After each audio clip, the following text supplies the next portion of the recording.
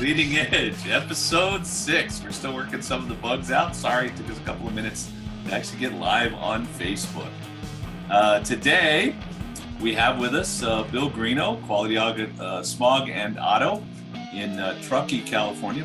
Bill, he's our management guru. He certainly knows how to manage and lead people. Bill, thank you for coming. Thanks for having me. On the bottom of my screen, we have Ryan Clough. Ryan owns 2 shops in the Cincinnati area and does exceptionally well. One is a German car shop, one is a Japanese shop. And Ryan also is one of our consultants. Ryan is the systems and processes guy. He likes all the T's crossed and the I's dotted. So he's really good at that stuff. Ryan, thank you for coming. We have BJ Lee. BJ is with the Institute. He's a partner in the business and he is our Vice President of Client Services. Make sure the clients are being taken care of. So BJ, welcome. And last but not least, we have the Millennial in the group, Kent, my son, who runs the Institute here in Ogden and who gets picked on by the 4 of us and more because he's the Millennial in the group. So today we're going to carry on our conversation from last episode on millennials, and I think the first question that Kent came up with, I think, is a great question to start with. What bothers you most about millennials? I'm going to start that question somewhere else because I could go on for an hour. No, that's not true. I love my millennials in my life. They're great. Let's start with Ryan. Ryan, what bothers you most about millennials? Muted.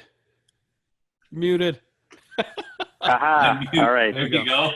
I'll tell you what bothers me. They're so much better at technology. I didn't realize I had my thing muted, but Kent knew right away. Thank you, Kent. So I don't know. That's a great question. I mean, I hate to throw any group of people under the bus like that. So, but kind of what bothers me. I would like to say it's less what bothers me. I think it's just more of a challenge. I think there's a lot of stereotypes out there. I know we're going to cover some of them. I don't know. I think it's just a huge difference to grow up in the digital age. I'm 40 years old. Cecil, I don't even know how old you are, but you and I and Bill and all of us, I mean, it's just really hard to know what it was like to grow up with social media and all these other influences and the pace of life. So how does it play out for me? I mean, I'll be honest, as a person who does HR in my business, the tenure for the younger generation is significantly less. I mean, if you've got someone in your business who's Generation X or older, there's a solid chance they're going to be there 10 years or longer. And I have seen in my business and continue to see a higher turnover rate. And we all know, how difficult turnover can be. However, being 40 years old, I don't know. If I had run a shop like I do now 20 or 30 years ago, Cecil, maybe you can comment on this. Maybe it's less about the generation and just, people in their 20s are still figuring it out and they're not going to spend 10 years. So I don't know. I try to reserve my judgment about what bothers me. I'm certainly aware of the stereotypes. I try to just take that into consideration. And essentially I take it as a challenge to create a better business that, the younger generation is interested and that my business, aligns with their values. And I'm sure we're going to get into that more. So I'll let some other people jump in. I'm gonna date myself a little bit. I had a conversation probably 2 years ago with I don't know if it was a group, I can't remember, but it was a conversation about millennials and do we need to be advertising differently for millennials, to bring them into our business, etc. I think I would change my tune today a little bit on that conversation, but the key points were no, I don't think you need to. First of all, the millennials, by and large, at that point in time, didn't have a lot of money to spend on their cars. And if you're running a higher-end relationship shop, you're probably not going to attract a lot of millennials. Number 2, I always thought about the hippies. When I was growing up, there were these free love, smoke dope, etc. Enjoy your life. Don't go to the man. Don't be a part of the organization. And it's funny, there aren't any hippies left. There's a few here and there, but most of them became business owners. They realized they needed a job, they had to support their families, etc. So I think millennials, even as a group, do we need to be concerned about them? Yeah, I think I changed my tune on that. I think we need to really be thinking about them more so because they're working in our businesses than necessarily that they're the large part of our clients, but they're going to be our clients. And I do think that we have to at least have our mindset differently around working and dealing with millennials. Bill, what if anything bothers you, what would it be about the millennials in your life? I have to come on with the same intro as Ryan did. The thing that drives me the craziest is they have yet to have enough on their mind to start forgetting things. So the three millennials that I have working for me are constantly reminding me of what I said. So it requires a very written track of everything in the shop. Everything must be written down if you want me to. If it doesn't exist if it's not written down. But as far as the group as a whole goes, it's a challenge whenever you have a group of people who has little work experience, as we see with them coming into the workforce, and so no expectation of what work should be like realistically. And what I mean by that is there's no instant gratification at work.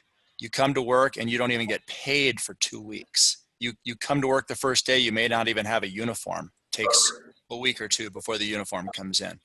And these kinds of things just drive them crazy because up until now, everything they've had has been instant. You know what I think is a bit different? When I came into the workforce, I didn't have the knowledge or the experience. I had neither. And so I came in the workforce, I was a blank slate. So whatever my boss told me, that was it. I think with the digital age, the digital generation, they have so much more knowledge when they come into the workforce. They just don't know how to apply it because they don't have the experience to go with it.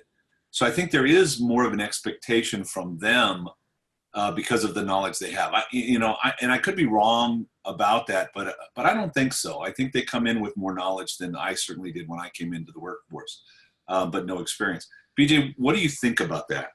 I'll tell you what, I haven't done a good job at keeping up with millennials as far as learning more about them and stuff. I've been kind of working on that as we're going along and stuff.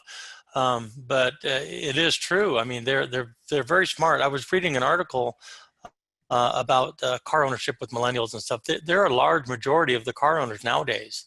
And they're driving, studies show that they're driving 72% more than the baby boomers are.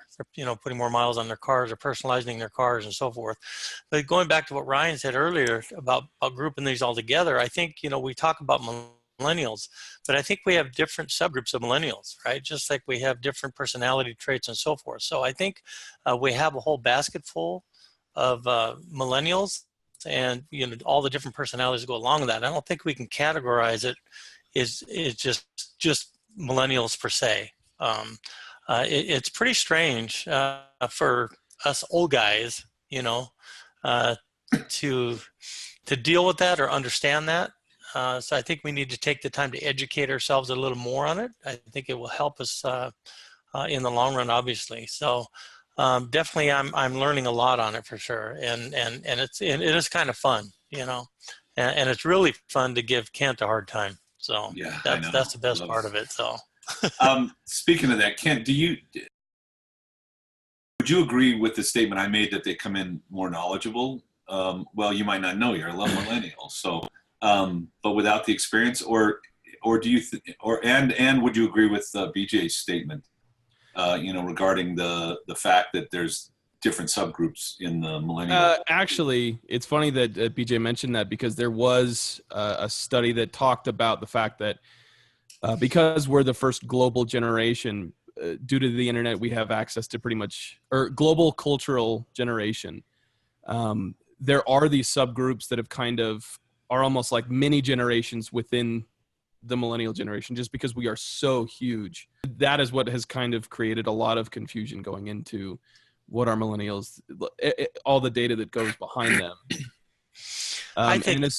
Go ahead. I'm sorry. Go ahead. As far as the knowledge bit, I would say that I don't know if we're more knowledgeable. I think we have the tools and the skills behind the tools to find information and find knowledge quicker than older generations. Older generations would have had to gone to like the library to research stuff. They would have to go and just the lapse in time. We can just go on our phones and find out anything. And we have been taught to find that information. So I disagree, Cecil, with the statement, and only because I'm going to say they come in with far more technical knowledge. They are extraordinarily tech savvy. However, I think when we were entering the workforce, before I went to work for anyone else, I knew how to use a hammer and drive a nail. I knew how to use a screwdriver and put a screw into a place that it needed it. Yeah. I had changed the oil on a vehicle. So I think it's a different skill set that they come in with. And probably the difference is maybe that we perceive or feel is that we don't have the skill set that they have. Of course, I came in knowing how to use a hammer. The previous generation taught me how to do that. I knew how to use a screwdriver because somebody that knew how to use a screwdriver had taught me that. These guys are coming in as you know, we as business owners, we are moving 100 miles an hour, constantly looking at the newest technology that's available out there for the cars, for our management systems, for our marketing and our feedback and our social media, vehicle inspections, etc. Yeah. And we struggle with these things. You bring a millennial in and you say, "Hey, Kent, check out this new program we've got. Learn it and tell me about it this afternoon." Right? Because you know he can figure it out in the morning. And he's wondering why you didn't just open it up and start using it. So just maybe another angle on this. Yeah, and I wasn't saying that we had more knowledge. I just the access to it, and not necessarily applicable knowledge, just the database, right? To me, it's interesting, you know, not having computers when I was a kid. I mean, you know, really. And not having video games and things of that nature. We didn't grow up with that. We grew up, you know, out in the yard building a fort, you know, with the hammer and the nails and the wood we scrounged or whatever. None of my kids did that. All of my kids were playing video games and in front of the computer and doing, you know, different skill sets that they brought and that they're bringing to our businesses, which, by the way, I think we really, really need their skill sets because, you know, the technology, the way the technology is advancing, it's just at such a crazy pace. I don't know how the older guys are able to keep up with that. I certainly find myself struggling. And in fact, now I have 2 or 3 people here that I just go, okay, you take care of that and just tell me what I have to do. Right. And so I'm not like Facebook. I mean, I have a hard time every time we go on, you know, I think we're on, I start, and then we're not really on and I have to do it again. And I'll bet if Kent were the one pushing the button, we would have been on right on time and it would have been perfect. So so this is a different generation. They have different skill sets. They have different knowledge. How do we take advantage of that? How do we motivate them and get them excited about what they're doing for us so that they do stay, so that they do see the future, the mountain that's ahead of them. So let's start with Ryan on that. Ryan, what do you think about that?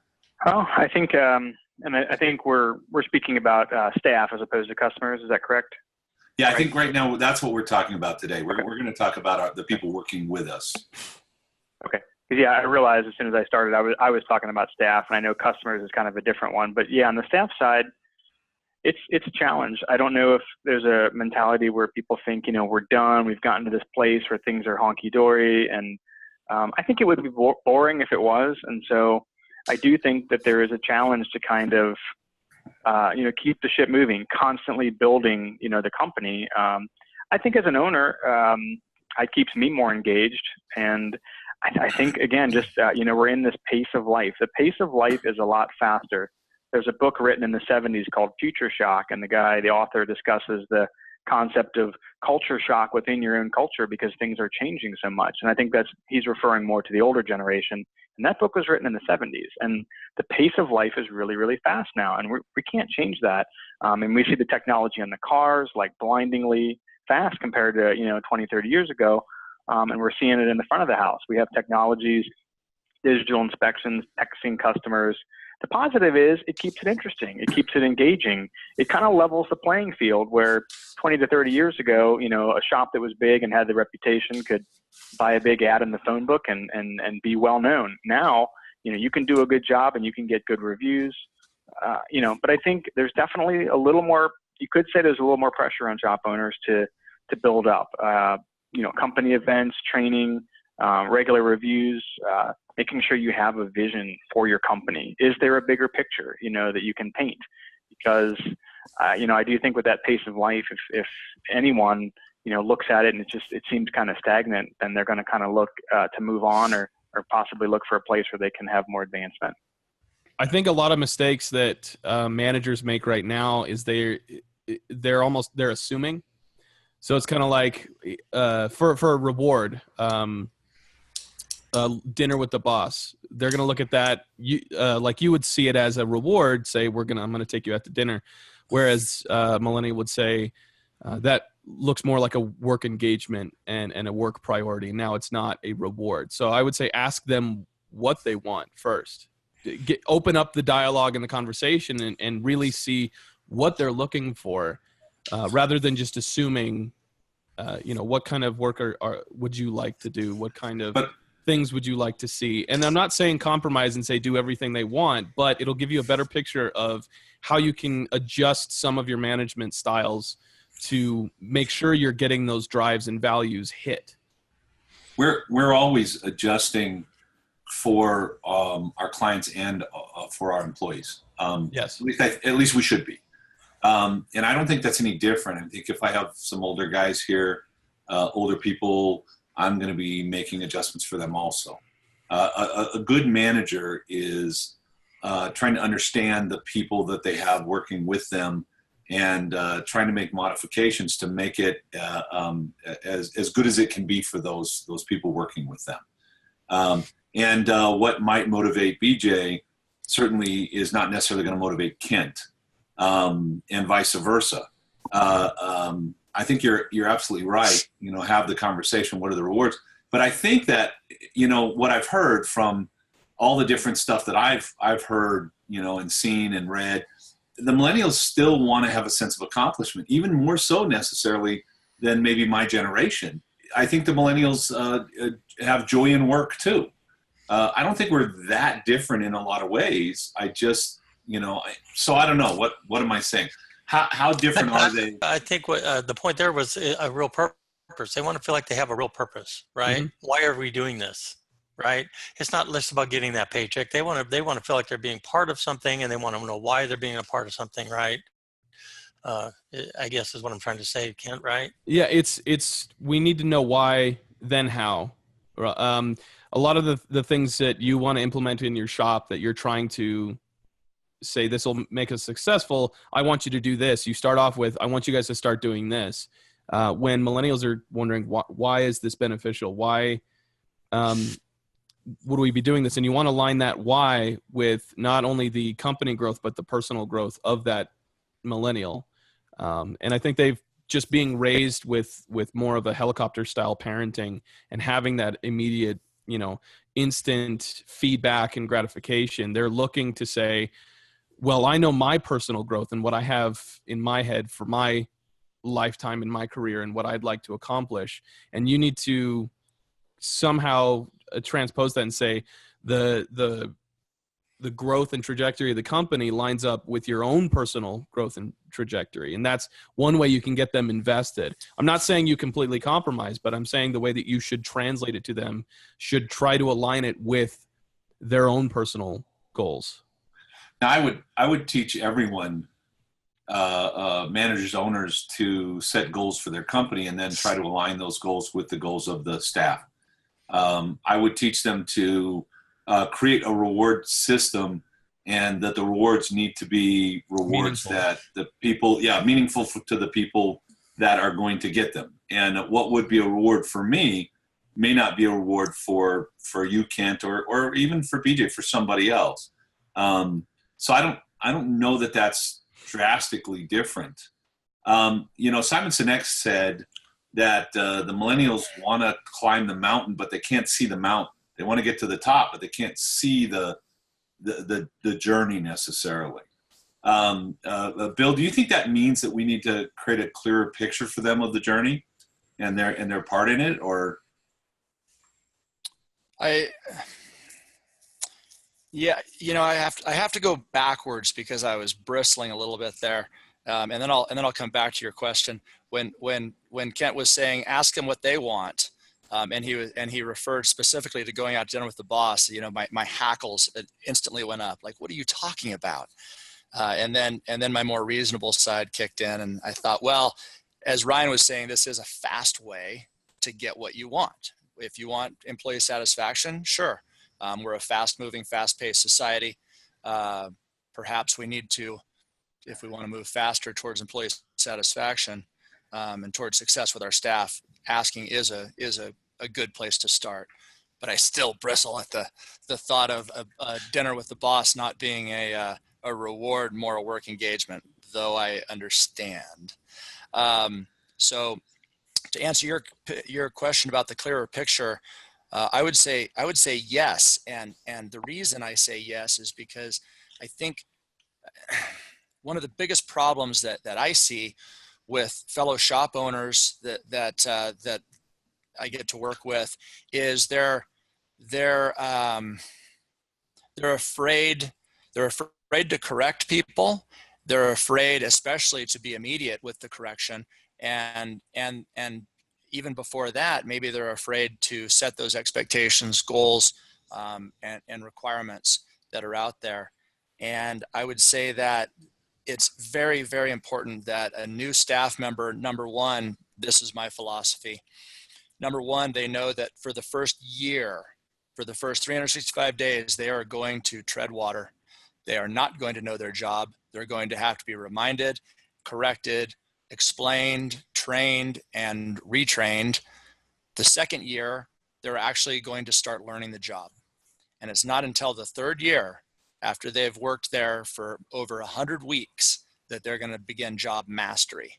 And I can't tell you, well, I can tell you, I've told that to every person that's ever come to work for me. And of the younger folks, they just look at you with this blank stare, and you have to repeat it because they don't believe it's true. They're like, no, I can figure this out. I learned English in a semester. I learned math 1 in a semester. Like, I've got it. Malcolm Gladwell in one of his books talks about what it takes to master something, mastery of a task. And he says it's 5,000 hours of practice.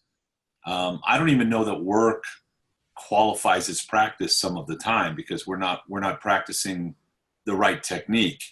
We're just working. And maybe what we do gets the end result, but it's not the best technique. You learn technique as you do it better and better. So if 5,000 hours is, it's 10,000 hours, not 5, it's 5 years of 2,000 hours a year working and doing the right thing to really become a master at it. And I will say, I will generalize here. I think there is a lack of patience in the younger generations because everything has come so fast as far as technology and knowledge and all of that they struggle with the idea that for the first year I'm not even going to know my job. And I'll make one more comment that I think is an important comment about what you said, Bill, and that is, the businesses that don't have a plan, a training program, a methodology to take an employee from you're new, you don't really understand the job, you don't really know the job, you don't really know our stuff, to here you are, you're a master of this. They're in trouble, and they're in more trouble than they know because the millennials they don't deal with that the way that our generation dealt with that, right? We were taught, I think I was taught that, look, you may do this for 10 years and before you even get any good at it. In fact, I remember my dad telling me the first day I went out on the rack, don't be surprised if you don't make any money this week because you don't know what you're doing. I can't imagine telling a millennial coming in my business, hey, don't be surprised if you don't make any money this week because you have no idea what you're doing. I don't think that would work at all. Kent, what do you think about that? That's kind of a loaded question. I just know that if millennials value it, they'll work 100 hours a week, even if they're not getting paid, because it's not even about. But it's not about the money for them in most cases. Yeah, but if you came and told me you're going to work hard this week and you're not going to get paid, don't expect it because you're just started. That is not a way to do that. I would approach that and say, again, hit those values. This is where you're going to be really honing in your skill, and so that down the line you're going to be incredibly effective and you'll make a lot of money. So the money isn't the deal there. But telling me I'm going to work hard and there isn't really anything to get out of it, that's how that question was phrased to me. You're going to work really hard and you're not going to get anything out of it. So let me make a statement kind of for the whole group. All right. How in the heck do we get these millennials to work hard, knowing that they're not going to get a lot out of it in the beginning? It's a long process to get to the end. And really, I mean, I spent 25 years before I even thought I was capable of being a consultant. And then it's been another 14, honing the craft. So how do we get them invested and involved in that journey that could be a lifetime journey, and not in a year you're going to know everything about the business and you're going to be the guy in charge? Ryan, you've been really silent. Give me some tips here. Help me out. All right. Sorry if there's noise in the background, but I'm at the shop. So, this one strikes me as, I think, honestly, a great place to start is to really try to understand where they're coming from. And I think that's a challenge for Bill and I, and for you, and for older generations. When I think about, as my perspective as younger generations, I think about, they got to see people like, say, Mark Zuckerberg, at a very young age come and become a billionaire by 30. When we talk about the pace of life, we're seeing all of these tech companies, we're seeing all this stuff, like the American dream, if you want to call it that. It's a big discussion. It used to take decades, I think, but now they're seeing people achieve their American dream, in years or even less than that. And so there's this drive. And I think when you look at some of those like tech companies, it's no secret they work their butts off. They work really, really, really hard. So I think there's a lot of truth in the fact that they are willing to work really, really hard. I think the stereotype of millennials being lazy is not necessarily true. But it's just, the onus is really on us to paint that picture. I think I wasn't around, but 20 or 30 years ago, I don't know, maybe after the World War, if you just had a paycheck and you had a family and a house, you were kind of hitting it. And I think nowadays that's kind of, well, maybe more of a given, but I think there's really this urge to have more purpose. And I think, again, to answer the question, is trying to really, really empathize and understand with this generation of people that really need more. You really have to sell them on the vision of your company and what you're doing. And the money is part of it. It kind of represents it. But if you don't back that up with a really, really strong vision, direction. I interviewed somebody yesterday, and I said, hey, tell me about where you want to be in 5 years. And I want to be real straight with you on how I think this can fit in for you. And, in the back of my mind, I'm thinking, is he going to stay for 5 years? Is he going to stay for 10 years? I don't know. But I want to at least try to help paint that picture so that that person can see it and try to make sure that we're on the same path. So I don't know if I got distracted from the original question, but I would say just off of that, I want to add that, if you are going to have those conversations, don't even bring up money, because for the most part, that's not even an issue. It's only a necessity. So we have a different view of value or intrinsic experience and all of that. Just a little, wanted to add that in there. Okay. It's not about the money. I saw Bill, I saw you chomping at the bit a little bit there. Do you have something to add here? I wanted to follow your question with a question perhaps for Kent. And is it because millennials have never, in general, I know that there are different socioeconomics out there in the Facebook world watching right now, but for the most part, we have provided our millennial children with whatever they wanted, and they never had to wonder what was for dinner, if there was going to be dinner, if they had to go out and help provide for the family as a teenager. Is that part of it? Does that question make sense? Yeah, it does.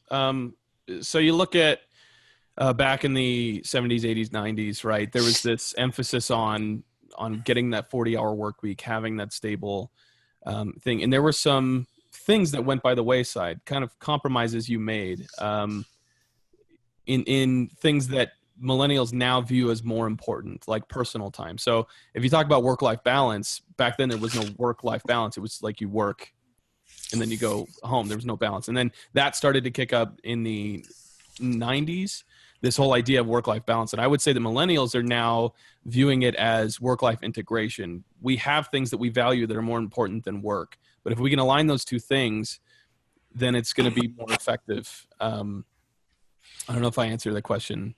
Yeah. That's the answer I was looking for. It was really interesting. Yesterday, I have an employee who's 50, and he has a son who is 17, and his son didn't get paid overtime for having worked overtime last week, and so his dad and I are having a conversation about it, and he asked his son, "Do you like your job?" And his son said, "Yeah." And he says, "Do you want to stay there?" And he says, "Yeah." And so his dad said, "Well, then just work 8 hours and clock out, and when it's time to go home." And I said, "You don't think he should go back and ask for the overtime?" And he said, "Well, he's never going to get it. If he wants to stay there, he just needs to make sure that the owner knows that he has these expectations of working 8 hours and going home." And I thought it was really interesting. Like, to me, I guess I'm always looking for that, for what's right, and so I have this righteous indignation. Like, I want to go over and talk to the guy for him, and make it right. But I thought it was such a non, this is owed to me lesson that he was teaching his son. I thought I just find it interesting. I don't know if that's a conversation starter for you, Kent. There are some societal intricacies as far as, like, so you talk to your boss, you would use Mr., or if you're talking to a doctor, you'd say doctor and I would say it's more like millennials are more relationship oriented. So they're not familiar with the nuances of an office or of a job manager or a boss employee relationship. And a lot of those times, those things are kind of weird. But I do know that millennials have kind of got this experiential secondhand experience in watching their parents and go through some of these things, and would see more or less, well, that seems unfair. I don't want to do that. Right. I saw my dad work 40, 50 hours a week growing up, and he didn't have time to do things that he really enjoyed. I don't want that.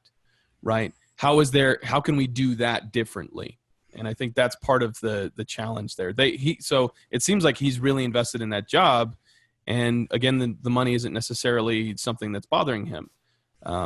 But it's interesting that his dad said, well, don't do that. Don't try to do anything that might, because I know that might lose your job if you go in and ask for that.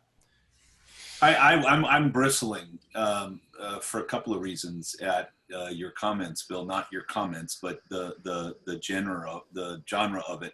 My dad told me some things that really made sense as a kid. One of those things was go to work early, stay late, do things other people aren't willing to do, and you'll be appreciated. You'll have a job, and people will. You'll get raises and you'll move up in the company. Now, that's something I've used my entire life, and that's always worked for me. We have business owners that complain that they have people at 5 o'clock, whether the job's done or not, clock out and go home because it's 5 o'clock. My day is done. Now, I don't know if that's millennials or older guys or whatever, but there's that complaint that we hear. First of all, should I, if I'm really invested in my job and it takes an extra, half an hour, should I stay and get that done?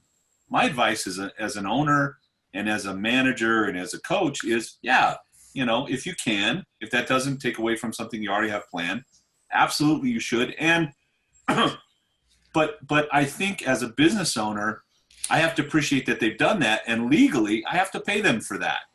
And if somebody worked for me and I forgot to pay them overtime, and they came to me and they said, "Hey, Cecil, hey, I did work a couple hours last week overtime, and you didn't write me the check." I go, "Oh my gosh, I'm really sorry. Let me write the check." And then I also would appreciate the fact that they spent extra time because they're invested in their job. I think that advice from dad to son was terrible advice. Yeah. Holy smokes, how could you not go have a conversation with your boss? That's the other thing. We should be talking to our bosses. We should be saying, "Hey, I did work overtime, and you missed the check," and not thinking he's trying to take 2 hours of my life away without rewarding me for it, which I think my father would have thought. Right? It's expected that I work 3 hours extra overtime and not get paid for it. Well, that's different today than it was when I grew up. Today, when they work, they get paid.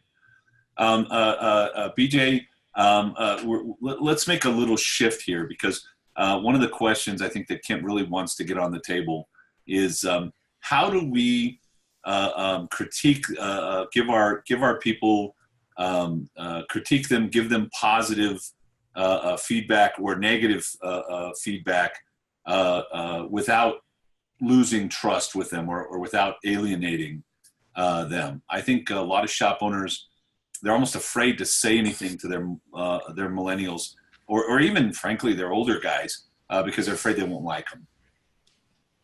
I think Ryan hit the nail on the head when he was just talking a little while ago.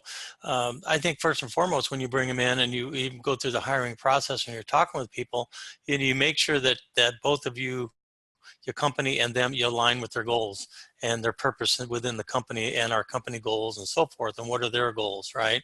And so we lay out the groundwork for them if they decide to come to work with us for a company with certain goals and benchmarks in mind and so forth, right? And we have that transparency along the way. So if they're not meeting their goals or benchmarks, or if they're doing well, they're being rewarded, however we see fit for that. But I think the transparency, I think as long as we are straight up front with them as to what's expected and it aligns with their purpose as well, I don't think there's going to be a problem with that at all whatsoever. I think it's easy to sit down and talk with people as long as we've already had the open communication to begin with, right? So we're already expecting that. We're already saying that throughout your career here in the company, we will have, every so often, whatever that time frame is, we're going to have reviews. We're going to talk about your goals and where you're at, and if you're not getting there, how can we help you get there? So as long as it's laid out and it's transparent along the way, and they have a good sense of purpose, and they're getting what they want, and we're getting what we want, I think it's pretty easy to make happen. So Ryan, I'll get right to you, but I'm not seeing anything different, frankly, between millennials and my generation in this. I would teach every shop owner to do that. Have meetings with your people. I mean, the real job of a coach is to help your person you're coaching do their job better, whether it's hit a baseball or shoot a basket or take care of a client. But do you think for us, the older people, do you think we really cared if we had a sense of purpose when we were growing up doing this? All we cared about mostly was about the check and the money. Right? I think in the beginning it was go to work, that's what's expected, get a job, that's what's expected, and you'll get paid. Okay. Right. And obviously we didn't have the information, nor did our parents actually helicopter us. If I got in a problem at school and the principal whipped me, when I got home, I got whipped again because the principal shouldn't have had to whip me. My parents weren't incensed that somebody laid hands on me. They didn't go down and fight with the principal about why did you spank my child. And there was only one trophy handed out for the winner when I grew up. All right. And so the millennials have grown up different. they've grown up a lot different than we grew up. But I think that in general, aligning your goals with your staff, meeting with your staff, helping your staff do their job better and succeed and win is good, whether you're dealing with millennials or someone that's in their 50s. It doesn't matter. Well, it works for both. But I do think it is a little bit different. It's like you and I can talk about my goals and what the future is with us, with the company and stuff. And we don't need to talk for 6 months about it. No. Right? And you don't need to tell me, and you don't need to call and say, hey, this client's really happy you've done a great job. I don't need that pat on the back. Right? And I don't, we can talk less frequent, right? Because we understand each other. We have the same, I think, the same wavelength. We understand each other because we're the same age, basically, right? So I think having more conversation and more, I don't know if I'm saying this right, or not even a pat on the back, but more of more feedback. I think they require a little more feedback, a little more sense of purpose than we did. Now, Ryan, I know that I said I'd get right to you, and then all of a sudden we kind of went a little further. What was where were you at there? What did you want to say? Well, with the question, how do we criticize, or how do we, let them know there's an issue? This question comes up so often in coaching, that. And I think one of my favorite answers is it's more a proactive approach as opposed to a reactive approach. Now, you may need to dig yourself out of a hole. A great question that I get all the time is, how do I get my guys to clean? And I think, the answer is just not a direct answer. You create an environment where what you want to happen is more likely to happen, and that's more of a process. For example, on day one, you get a really good opportunity to set your expectations for so that you reduce the chance of having to, criticize. And, sometimes you got to redraw out the landscape, or, reviews are an opportunity, regular communication, to do that. Personal communication, I think of like Dale Carnegie's How to Win Friends and Influence People. Become a person that they like, remember their name, and the little pats on the back. That's not necessarily a millennial thing. That's been around for a long time, that advice. So I think if you become a person that they like, you become a place that they want to work at, you're going to have less issues. And I feel like the engagement or the empowerment, I think of an example like McDonald's. McDonald's says, we've got a process. We do it this way. There is absolutely zero room for creative control. You're not going to get someone at McDonald's say, hey, I'm going to make a burger this way. So we have the supervisor. The supervisor is there to basically stand over you and make sure you do it exactly that way. Again, kind of touching on the tech boom and all these, creative technology companies. If you can create this environment where people are empowered and is there a hierarchy? Yes. But if it feels more like a team environment, people have a little creative control, I think you're just going to have a whole lot easier time getting some of that compliance that you need. And when there's an issue come up, it's not going to be a big deal. And I do think that that's again, I'm 40, but I think that's a little different from my understanding of 20 and 30 years ago, where it was more, hey man, you come in, you do a job, this is how it is. I'm going to pull you in the back room and I'm going to set you straight if I need to. And I'm not saying that doesn't still happen, but I'm basically avoidance. It would be a great way to try to not have that happen.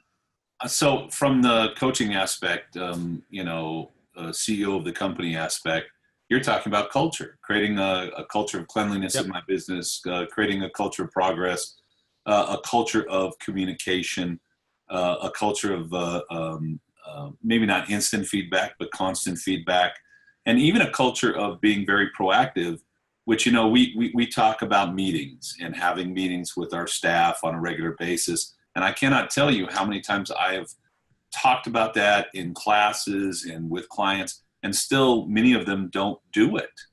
And then they wonder why the millennial isn't staying around their business, because you're not giving them the feedback, because they're not involved in the process, because they're not a part of the solution.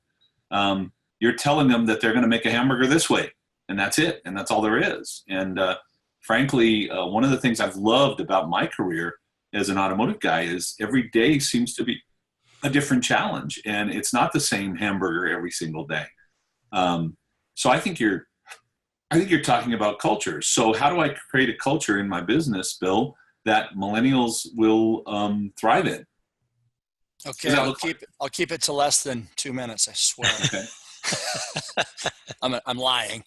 Yeah. But, people pay attention to what we pay attention to. And an example of this, the other day I had a staff member come in from vacation. He'd been gone for a week, and he came in 10 minutes late and with his flip-flops on, and he walked into the garage, and I said, "Hey, flip-flops on the ground at 8 o'clock, right?"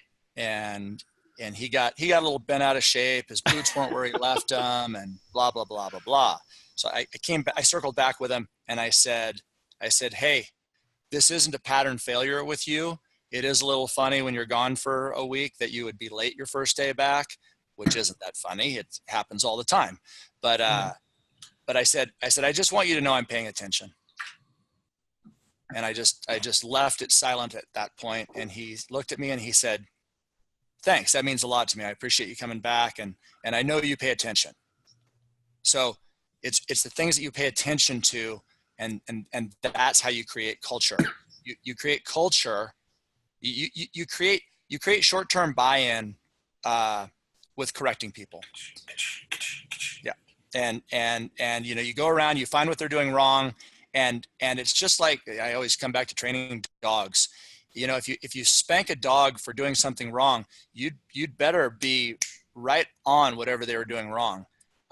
Because otherwise they have to guess what you want them to do right. They don't know. Instant feedback. Employees are the same way. If you can find a way to say, even if the floor isn't perfectly clean in their stall, but they cleaned it. "Hey, Kent, I really like the way you're paying it. Is there anything you need to make this easier or better?" Because obviously we're both looking at it. It's not perfectly clean, but he did clean it. Whatever it is, people pay attention to what you pay attention to. "Hey, Cecil, I really appreciate the way that you're always the first one here." Something that you said earlier, Cecil, about staying the extra half hour. It's something, the converse of that is milking the clock and working overtime and not really doing anything, but boy, I get time and a half. I think the conversation to have there that I was playing through my head at that point was, "Hey guys, I want you to know that if there's a job that you really feel compelled to finish, it's going to take you an extra half hour. I want you to do that if it means that much to the company and to you. But if not, I really want you to pay attention and clock out at 5 o'clock. Be done. I don't want to pay the overtime. And honestly, I want you guys to be fresh the next day and not feeling like you were here late every day just because there was little things to do, because there aren't little things to do. You just need to clock out and go home." I think millennials are very focused on, or have I guess a better or more focused look on time itself. So when you guys talk about overtime, and you had just said we don't milk the clock and get that overtime, and that's millennials aren't necessarily driven by getting the time. We want to make sure that our time is spent efficiently and effectively, because we kind of have a better we're more focused on how much value is in our time itself, right? Well, what we've done at the Institute is create projects and goals around those projects, and time is not it's not like 8 to 5. If you come in at 9 and you work till 3 and you get your work done, and then you're going to get paid for the day. It's not. I think for the millennials, and that's mainly what I'm working with here, for them getting the project done. And I also know that every one of my staff has done work at their home, on their home computers or whatever, and hours of it, and haven't come in and said, "Hey, you need to pay me for this." I think it's different with that generation. They need to be involved, invested, and I think they need to be appreciated even more so. I mean, for me, I can remember my dad. It's like, well, they get their paycheck, don't they? Right? When you're saying, "Hey, we need to go out and we need to do something for our employees, have a party, do something," and Dad's like, "Well, they get their paycheck. That's their reward." No, I don't think so. I think it has to be more than that for our millennials, and actually for our companies today, because of the generational changes. Yeah. Yeah. So I want to jump in for a minute and probably even throw an unapologetic pitch for the Institute in here.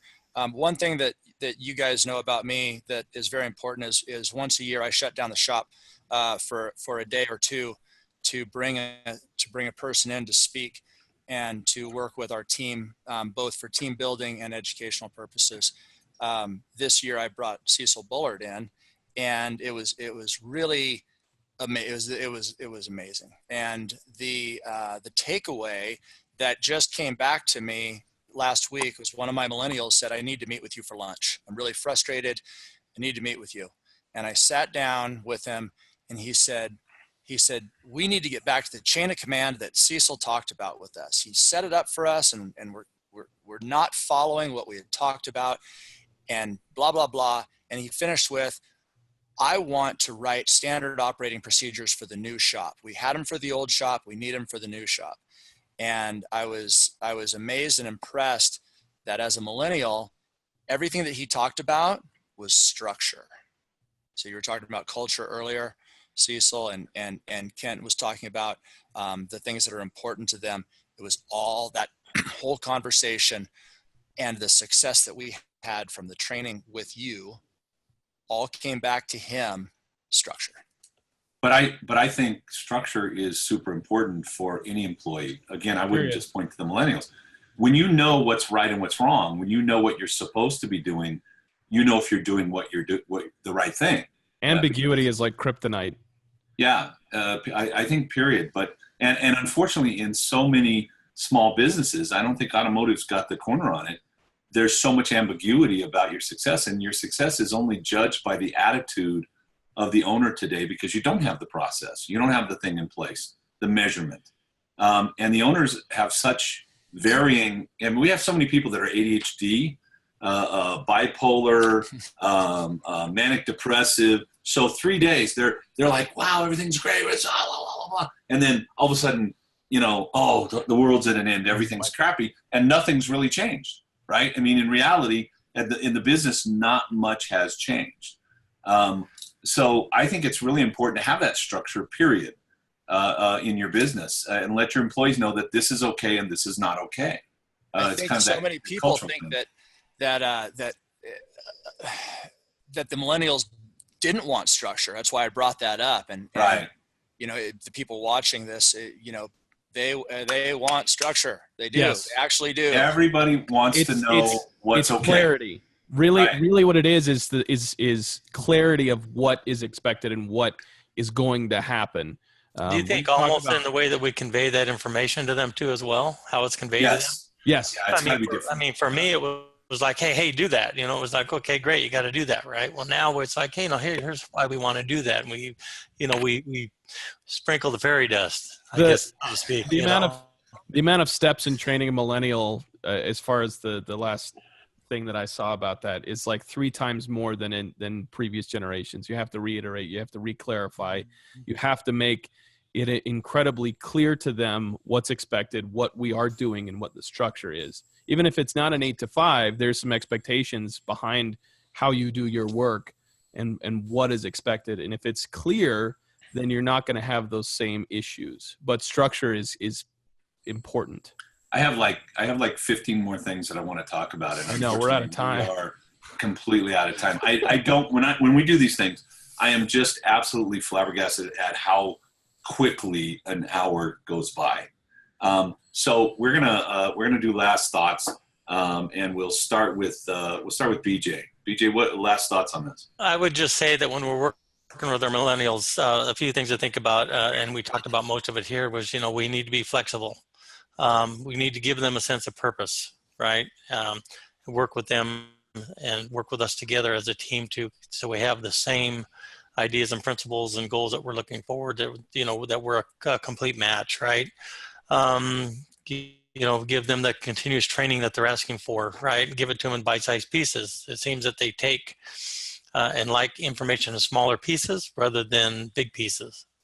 I think if you, give them a reason to stay, right? I think if you get them invested in something that they're going to enjoy, feel that they can be successful at, nothing is going to stand in their way. So, right. All right, Ryan, last thoughts.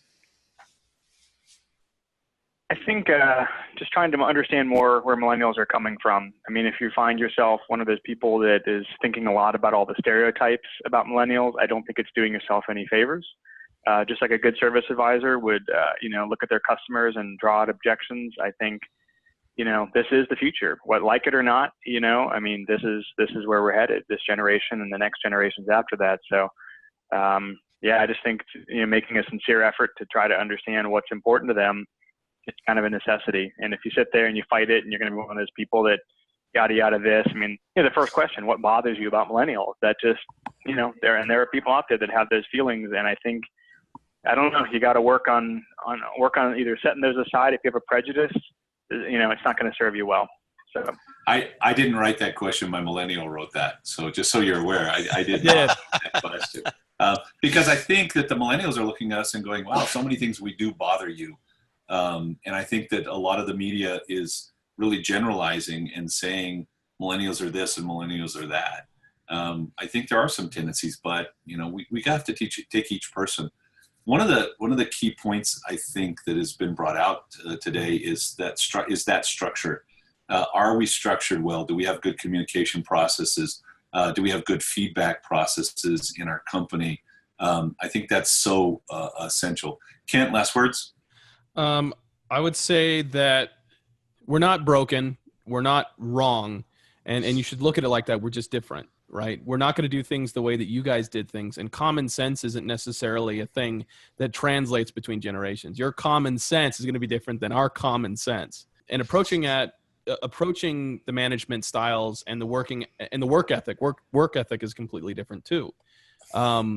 Suspend your bias and your expectations of those things and really just open up a dialogue so you can understand exactly what our perception is of these things, and you can move from there. But don't villainize us. We often feel like we are broken or wrong or bad because we don't do things with the same expectations that our predecessors had in their jobs. We've come to the table with a different set of expectations. It's interesting, as an old guy in the room. BJ's older than me, by the way. Just want to make that real clear. I just look worse. We're trying really hard, and I have to say that I like working with my millennials. It energizes me. I see their love and their joy of what they do, and we're like way out of time. So, Bill, last words. I love what everybody's had to say. I think what stuck with me the most is what Kent said, and I believe it to be true, that if you can motivate a millennial, you will have the hardest working person you've ever met. Harder than a Generation X, harder than a baby boomer. And I think that that's significant because we need to let them know that there is gratification. It's not instant in the workplace. It is a long and arduous road, and it's a journey. But at the end, you will find success and you will find the gratification, and you have that ability to work hard. So go for it. I think there's another little piece to it, and I'll end with this. I think that smarter is not necessarily harder. And I think that a lot of us older people, especially in business, we tried that. 25 years ago, I tried that. And a millennial comes in and says, hey, let's try this. And we shut it down so quickly because it's not what we're used to. It's not what we do. And I think we have to be smarter about picking and choosing some of those things and giving them a try, because the millennials are smart. They do come in with great information. Go ahead, Kent, quickly. We really want to expedite the process. Right.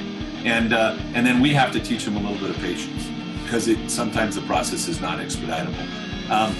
Thank you all so much. A quick shout out to Eric Svedberg. Broke the $200,000 mark, had the best month by about 30% he's ever had in his life, out of Virginia. Great job, Eric. Again, thank you so much for the Leading Edge and for you guys participating, and for the people out there that are going to listen to this. Ken, what are we doing next time in 2 weeks? Next time, we're going to focus on more sales-driven techniques and tactics on how to close, how to manage sales, how to get the sale. And we have some great questions already from people. You can go to our website, or you can even on Facebook send us some questions, because we want to really help you with sales. And by the way, you got some people in the room here who are unbelievable salespeople and know how to close the deal. So thank you so much for listening, and have a wonderful week.